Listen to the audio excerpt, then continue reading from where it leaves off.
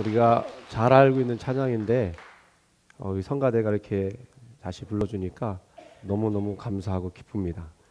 우리 12월의 말씀 같이 한번 우리 월삭 예배 때 같이 말씀을 나눌 것이지만 미리 봅니다.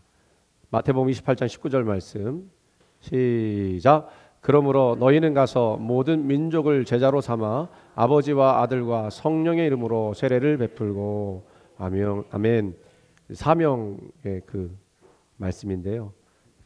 우리 사명대로 살기를 간절히 소원합니다. 오늘이 12월 1일이죠. 12월 1일은 그 사하라 사막의 수도자로 알려졌던 한 분을 기리는 날입니다. 기독교 영성에 커다란 영향을 미쳤던 샤를드 푸코라고 하는 분의 축일입니다. 그 천주교에서 지키는 절기인데요. 이분은 1858년에 프랑스 귀족으로 태어나서 젊은 시절 사치와 방탕으로 이렇게 지냈습니다만은 모로코라고 하는 곳에 여행을 갔다가 무슬림들 있잖아요. 이슬람 신자들을 무슬림이라고 하는데 이 무슬림들의 깊은 신앙심에 충격을 받고 기독교 신앙을 다시 되찾았습니다. 무슬림들이 무섭거든요. 신앙생활하는 거 보면 하루에 5번씩 그렇게 기도를 합니다. 아니 자기는 참된 신을 신는다고 섬긴다고 하는데 이렇게 방탕한데 저들은 자기들이 알기로는 이건 잘못된 신앙이라고 생각하는 그 사람들은 너무너무 열심을 다해서 섬기는 모습을 충격을 받은 거죠.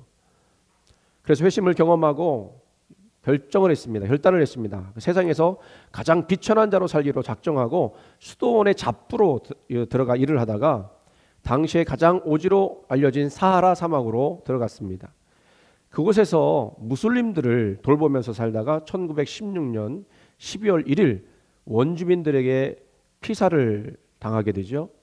그의 고귀한 죽음은 수많은 사람들한테 감동을 주었고 잠자는 영혼들을 깨우는 기폭제가 되었습니다. 그분이 썼던 기도들이 여러 가지가 있는데 그중에 의탁의 기도라고 하는 기도가 있습니다. 우리들에게 하나님을 믿는다는 것이 무엇인지 그것을 다시 한번 생각하게 만드는 기도인데요. 기도문을 그대로 올렸습니다. 이 몸을 당신께 바치오니 좋으실 대로 하십시오. 저를 어떻게 하시든지 감사드릴 뿐. 저는 무엇이나 준비되어 있고 무엇이나 받아들이겠습니다. 아버지의 뜻이 저와 모든 피조물 위에 이루어진다면 이 밖에 다른 것은 아무것도 바라지 않습니다. 내 영혼을 당신 손에 도로 드립니다. 당신을 사랑하옵기에 이 마음의 사랑을 다하여 하나님께 내 영혼을 바치옵니다. 당신은 그 내 아버지시기에 끝없이 믿으며 남김없이 이 몸을 드리고 당신 손에 맡기는 것이 어쩔 수 없는 저의 사랑입니다. 아멘.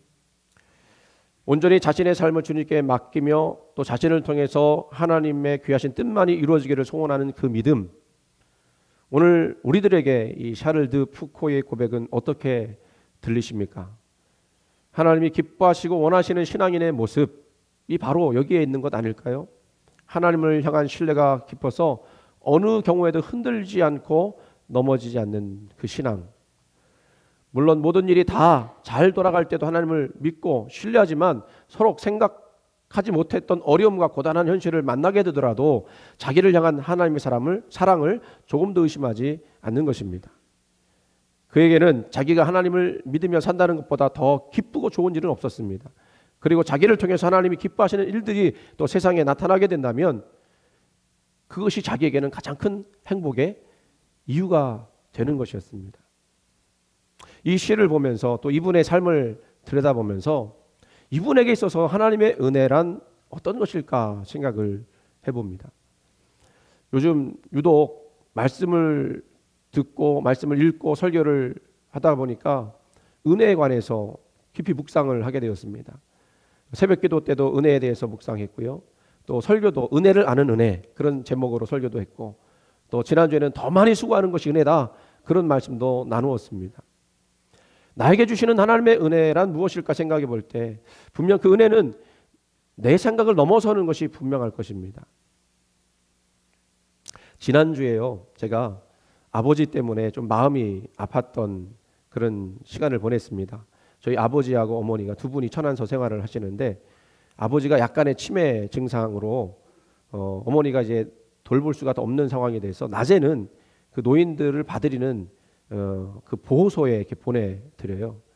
그런데 이제 어머니가 얼마나 스트레스를 받았는지 방광에 문제가 생겼는데요.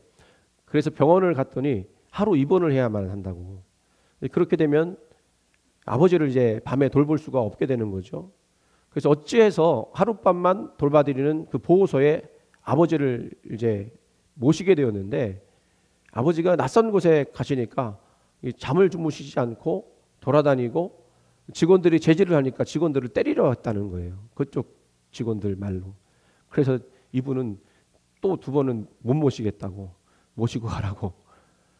그러니까 어머니가 치료를 받아서 좀 그 뭐랄까요, 자기도 이제 이렇게 좀 쉬어야 되는데 아버지를 또 밤중에 돌봐드려야 되는 상황이 된 거예요. 제가 가겠다 그랬더니 밤중에 옆에 있지 않으면 소용이 없다고. 그래도 안 되겠다 싶어서 저와 형님이 그 오후에, 목요일이었나요? 오후에 집안이라도 좀 살펴드리고 청소 좀 도와드리고 저녁이라도 좀 시켜서 드시게 해야 되겠다 해서 천안에 내려갔었습니다. 가서 청소도 해드리고 침대 이 틀이 프레임이 망가져서 그것도 이제 조금 보수해드리고 그 저녁을 시켜서 먹었어요. 6시 반쯤 되니까 아버지가 낮에 보호해드리는 그곳에서 차를 타고 오셨어요. 아버지는 생각보다 괜찮아 보이셨습니다. 아들들을 알아보시더라고요. 근데 문제는 저를 큰아들로 착각을 하고 큰아들은 작은아들로 착각을 하는 거예요. 그리고 집도 새로 이사 온 집으로 이렇게 착각을 하시더라고요. 새 집 같다고, 새 집 같다고, 새로 이사 온 집 같다고. 그런데 어머니는 새 아내라고 착각을 안 하시더라고요. 감사한 건가요? 예전에 우리가 알고 있던 아버지가 아니셨죠. 마치 아이가 되신 것 같았어요. 눈물이 나려고 하는 것을 억지로 참았습니다. 아버지 그 모습을 보면서. 저도 그 모습을 보면서 이런 생각했습니다. 하나님의 은혜는 어디 있는 것입니까? 이런 상황에서도 우리 하나님의 은혜는 있는 것일까요? 저도 그런 질문을 던지게 되었습니다. 그래도 여러분, 은혜가 있었다 생각이 되었습니다. 아버지 일로 우리 네 형제가 연락을 자주 하게 되었어요. 사실 우리 형제는요, 보통 때는요 연락 한 번 안 합니다. 뭐 사이가 안 좋아서가 아니라요, 그냥 그랬어요. 우리 형님이 연희동 사시거든요. 연희동 사는데 금방이잖아요. 1년 한 번을 안 가봅니다. 그런데 이제 아버지 때문에 같이 이제 기차를 타고 내려갈 일이 종종 생기게 되니까 이야기를 많이 하게 되는 거예요. 어떻게 사는지, 뭘 하는지. 가만히 생각해 보니까 그것도 은혜구나. 아버지가 주시는 선물, 은혜. 그래서 그런 생각이 들었습니다. 은혜는 내가 원하는 데서 찾아지는 것이 아니라는 거 알게 되었습니다. 오히려 내 주변에서 내가 가까이서 있던 것들인데 찾지 못했던 것들, 그게 은혜라고 하는 거. 하나님의 은혜는 마치 눈이 살포시 내려서 쌓이는 것 같이, 언제 그렇게 쌓였지? 하는 것 같이 그렇게 우리에게 임하시는 것이라고 생각을 합니다. 오늘 본문을 보면 은혜에 관한 말씀이 나오죠. 그 내용 이렇습니다. 천사 가브리엘이 마리아를 찾아갑니다. 그리고 놀라운 소식을 전했습니다. 처녀이지만 아들을 잉태해서 낳을 것이다. 그런데 그 아들이 누구냐 하면 메시아. 그런데 그 소식을 전하는 가브리엘이 마리아를 만나자마자 한 말이 무엇이었느냐면, 은혜를 받은 자여 평안할지어다. 주께서 너와 함께 하시도다.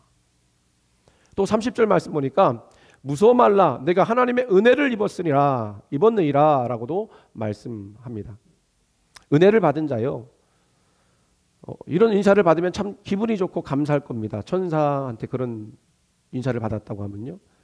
그런데 그 마리아에게는 그 인사가 기쁘고 좋은 인사였을까요? 그렇지 않았을 것입니다. 좋기보다는 매우 부담스러울 수도 있었겠다 하는 생각이 들어요. 왜냐하면 마리아의 나이가 우리가 생각하는 것처럼 나이 많은 나이가 아니에요. 13세, 15세 정도의 나이, 티네이저죠. 시골 출신이다. 뭐 그때 당시는 그런 아이들도 나가서 일을 했으니까 얼굴도 까무잡잡했을 것입니다. 아무것도 모르는, 세상 물정 모르는 그런 나이, 요즘으로 치면 사춘기 막 벗어나서 까불어대는 그런 아이였을지도 몰라요. 그런 그녀에게 천사가 은혜를 받은 자라는 칭찬을 한 것입니다. 그 얘기를 들었을 때 수줍음 많았던 그런 여자였다면 숨고 싶었는지도 몰라요. 그리고 그런 말이, 그런 인사가 나한테 가당한 인상인가? 그렇게 생각하지 못했을 것입니다. 그러면 그녀에게 임한 은혜라는 것이 뭐냐? 처녀의 몸으로 잉태를 하는 것. 그것도 높으신 분의 아들이라 일컬어질 아이. 한마디로 메시아. 사실 마리아는요, 메시아의 어머니가 되고 싶다고 생각한 적이 전혀 없습니다. 이것을 마음에 소원으로 품었던 일도 없었고요. 더 나아가서는 기도해 본 적도 없어요. 그래서 34절에 이렇게 말하죠. 나는 남자를 알지 못하니 어찌 이 일이 있으리까? 어떻게 결혼하지 않은 상태에서 아이를 잉태할 수 있느냐 하는 그런 얘기죠. 마리아의 질문은 상식선에서 분명히 맞는 말이죠. 이성적 판단입니다. 그런데요, 은혜는요, 그것을 뛰어넘어 우리에게 찾아온다는 거예요. 우리가 생각한 거, 상식적으로 판단한 거, 이치에 맞는 것을 뛰어넘는 것, 그것이 은혜. 마리아가 질문한 것은 한마디로 자기가 그럴 만한 자격이 있는 사람 맞습니까? 또 어디 잘못 찾아오신 거 아닙니까? 물론 그런 질문이었을 것입니다. 아니, 궁중에 아립답고 똑똑한 공주들 얼마나 많은데 그 보잘것없는 시골 처녀를 선택하십니까? 뭐 교육이나 제대로 받았겠어요? 그런 사람에게 메시아를 잉태하게 하신다니요. 그렇습니다. 우리는 많은 경우 상식에 맞지 않는다 해서 믿지 못하죠. 이성적으로 판단해 볼 때 도무지 납득이 가지 않는다 하여 믿지 못합니다. 그래서 하나님 말씀을 믿지 못하고 하나님 약속을 믿지 못하고 살아갈 때가 많습니다.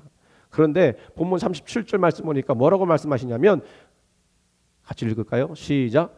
대저 하나님의 모든 말씀은 능하지 못하심이 없느니라. 아멘. 믿으십니까? 하나님의 말씀은 그대로 이루어진다는 것입니다. 어떻게 해야 될까요? 마리아는 그대로 이 말씀을 받아들여야 할까요? 아니면 거부해야 될까요? 여러분 어떻게 하시겠습니까? 여러분 같으면 로또라도 당첨된 것 같은 일이라면 할렐루야 아멘, 내가 그것을 내가 받아들이겠습니다 하겠지만, 처녀의 몸으로 잘못했다가는 임신한 거, 처녀의 몸으로 임신한 거 알면 사람들이 돌로 쳐 죽일 텐데 그걸 어떻게 아멘하고 받아들일 수 있겠어요? 말도 안 되는 상황이죠.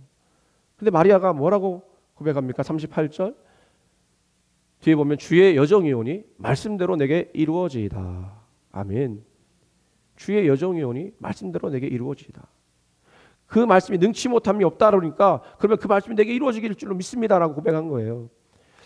저는요, 이 말씀을 보면서 이렇게 생각을 해봤어요. 아마 이 마리아가 철이 없어서 이게 무슨 말인지도 모르고 아직 어리니까 분별하지 못하고 세상 물정 모르는 아이였기 때문에 그렇게 대답할 수도 있겠다 생각을 해요. 여러분 그런 것 같지 않습니까? 뭐 세상에 대해서 너무 잘 알고 있으면 그런 거 받아들이겠다고 하겠어요? 잘 모르니까, 순수하니까 그거 받아들인 거 아니에요? 그런데 사실 여러분 생각해 보세요. 믿음이라는 게 뭡니까? 하나님이 주시는 것이 무엇일지라도 그거 계산하지 않고 이득이 되는지 안 되는지 따지지 않고 그냥 받아들이는 거, 그 믿음 아닙니까? 맞지요? 오늘날 우리에게 왜 하나님의 역사가 일어나지 못하느냐, 과거처럼 일어나지 못하느냐 생각을 해봐요. 왜일까요? 너무 따지고 너무 생각을 많이 해서 그런 것 아닐까요? 하나님의 말씀이라면 그 말씀을 받아들여야 됩니다. 그게 우리에게 복이 되는 거예요. 그 말씀이 임할 때 아멘 하면서 받아들일 때 그것이 우리에게 현실이 되는 거예요. 믿음의 증거가 되는 것입니다. 제 아버지에 대해서 좀 이야기를 더 해볼게요. 아버지가 이제 오셨어요. 거기서 저녁도 드시고 오시는데 또 저녁을 이제 드리면 드신대요. 그래서 저녁을 또 드렸더니 맛있게 드셨습니다. 우리는 이제 가야 될 때가 돼서 그거 보고, 저녁 드시는 거 보고 이제 가자. 천안집에서 나와서 서울로 오게 되었고요. 집에 오니까 한 10시쯤 되었습니다. 그런데요, 잠깐 쉰다고 이제 TV를 틀었는데, 근데 그 내용이 마치 저한테는 계시가 임한 것처럼 그런 내용이었어요. 뭔 내용인지 아십니까? 어떻게 하면 치매 환자들이 좋아지는가? 그 내용이었어요. 그 방영하는 그 프로는 제가 잘 모르겠는데 제목이 이랬습니다. 부드러운 혁명, 그리고 부제는 이것은 기적이 아니다. 이런 거였어요. 2부로 나눠져서 두 번째를 한 건데 첫 번째는 제가 못 봤고 두 번째만 좀 봤거든요. 이 치매 환자들을 어떻게 다뤄야 하는지를 보여줬습니다. 그 방법을 이야기하는데 프랑스 치매 환자의 대가 이브 지네스트라고 하는 분이 주장한 휴머니투드라고 하는, 휴먼과 에티튜드라고 하는 합성어예요.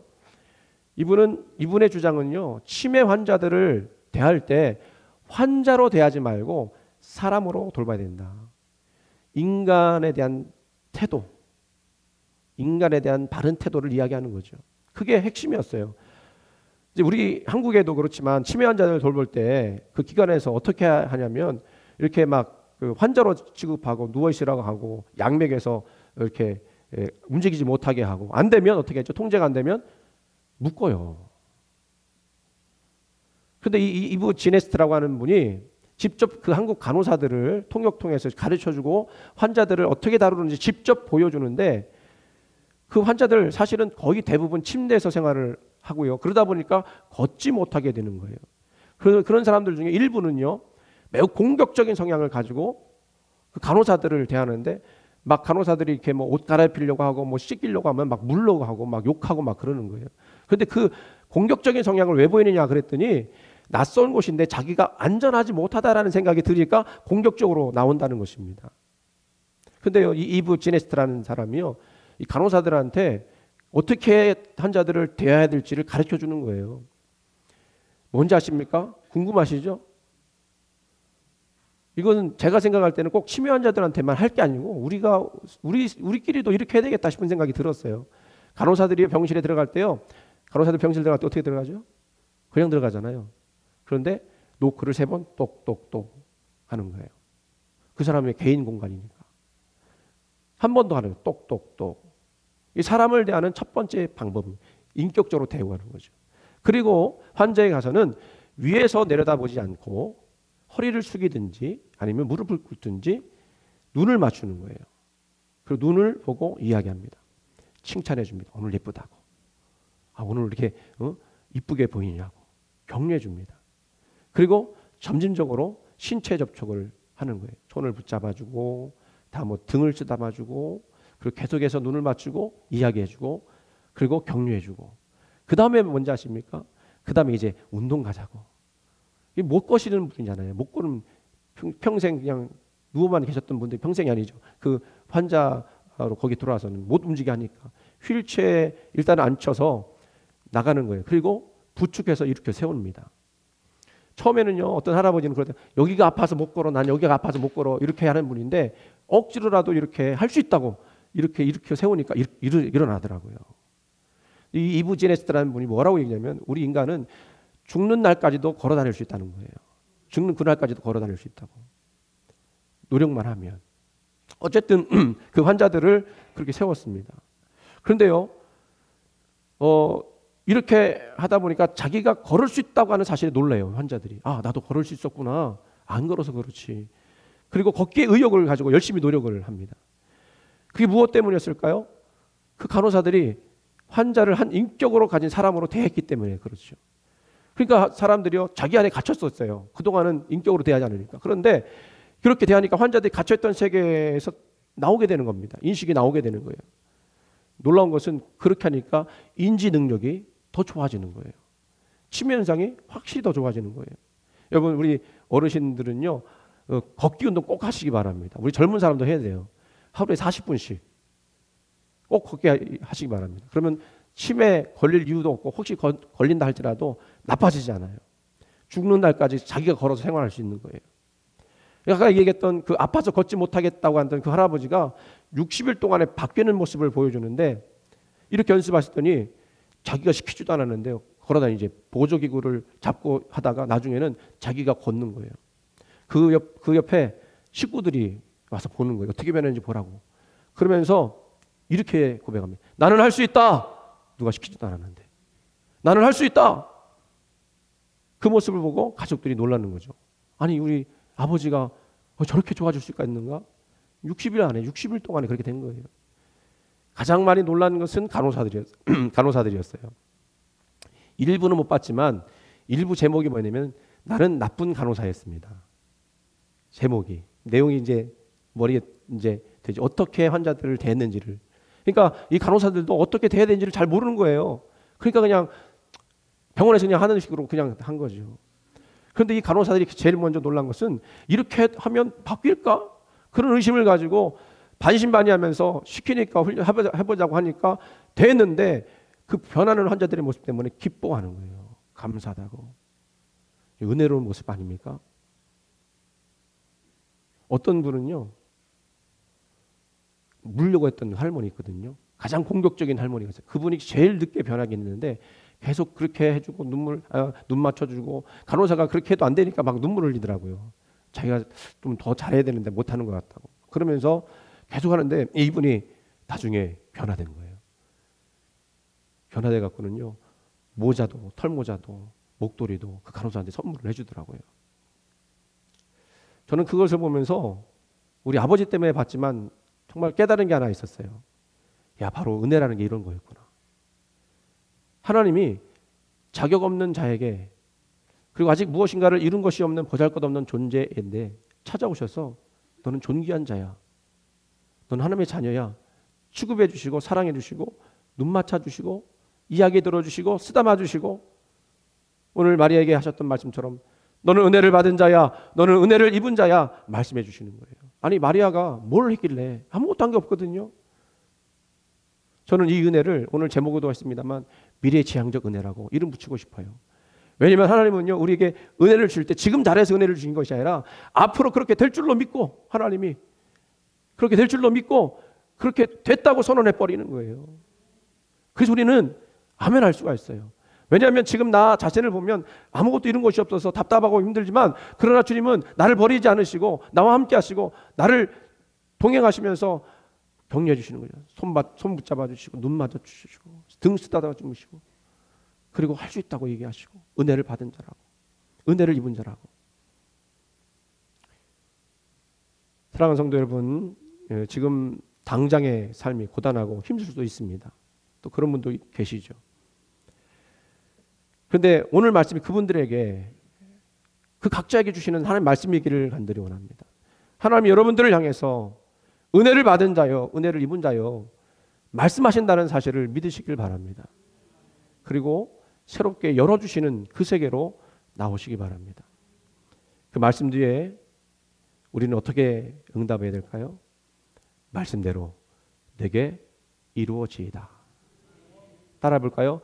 말씀대로 내게 이루어지이다. 그렇게 고백할 수 있는 저와 여러분 되기를 주님의 이름으로 축원을 드립니다.